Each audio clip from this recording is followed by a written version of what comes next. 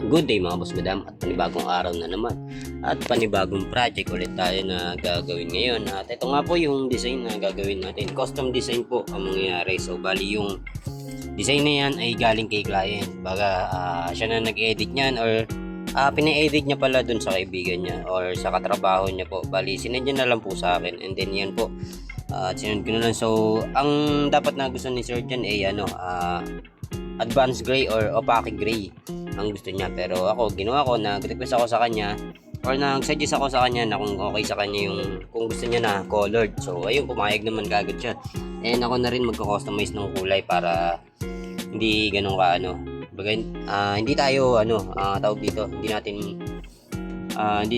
basta yun na yun. Basta tayo na lang magko-customize ng kulay. At ayun na nga po, so stencil muna tayo.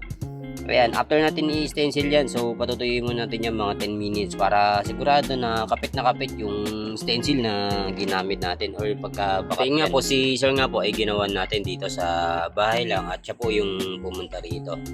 At ayun kasi, malapit nga lang daw po siya dito sa atin. At ito na po, ay inumpisahan na natin yung after natin siya mababad yung stencil, ay inumpisahan na po natin siya. At ito, bali ang ginamit ko po dito ay 3RL, 7RS, tapos 11M1. Opo, yun lang po yung ginamit ko na needle para dito. At ayun, so bali sa kulay nga po ay nagmi-mix na nga lang tayo ng kulay dito na magiging compatible or magiging komportable yung skin or yung kulay nung design para dito sa kanyang balat. Kasi nga po ay may mga ink din na parang hirap papasukin din sa mga balat natin, kasi nga po ay nag-iiba rin yung mga texture niyan. Bawat balat po ay nag-iiba yung texture niyan at hindi lang pare-parehas, hindi porket na canvas or tattoo or tao ay kala niya iisa lang yung kulay, ay isa lang yung texture ng balat niya, pero hindi niya alam na iba-iba rin yan. Kada tao iba-iba talaga natin,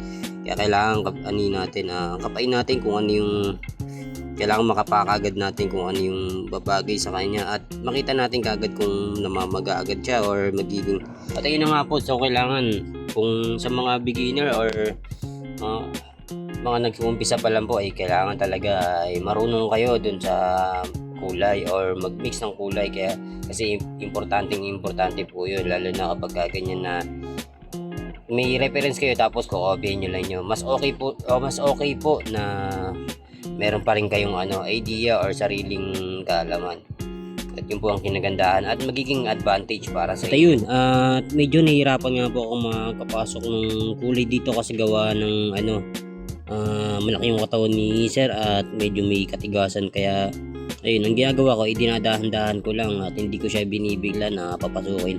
So bali, unti-unti ko lang talaga siya kasi ayun nga ay medyo yung yung muscle nung katawan niya or muscle ng braso niya, saka yung skin medyo siya banat at matigas, kaya kailangan talaga ay dahan-dahan lang yung pagpasok ng tinta rito para sigurado at kailangan sureball talaga tayo dito para hindi natin malamog yung balat ng ating client or ating pinaka-canvasan. So bali sa kulay or sa tinta kulang pa talaga ako dyan.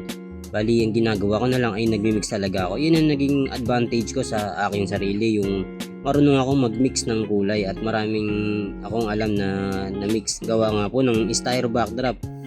Yun ang dahilan bakit di ko rin binibitawan ng styro backdrop, dahil doon ay natututo ako magtimpla ng kulay. At ito na nga po yung result ng ating ginawa kay ating bossing at hindi nga natapos. At sa mga gusto pong mag-inquire dyan, mag-PM lang po kayo sa ating Facebook page. Maraming salamat.